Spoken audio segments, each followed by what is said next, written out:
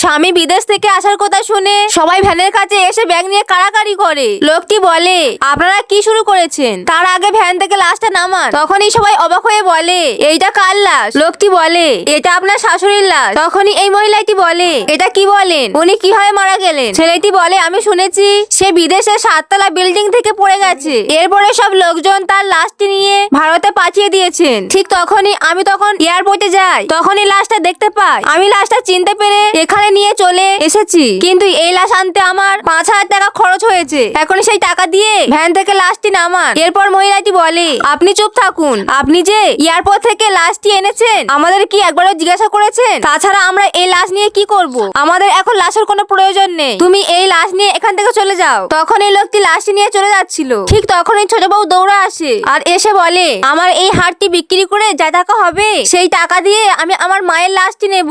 ঠিক তখন শাশুড়ি উঠে বলে, তার আগে তোমরা যদি বাবাকে ভালোবাসো তাহলে লাইক করো, আর যদি মাকে ভালোবাসো তাহলে সাবস্ক্রাইব করো। তারপরে শাশুড়ি বলে, তোমাদেরকে পরীক্ষা করার জন্য এই নাটক করেছি।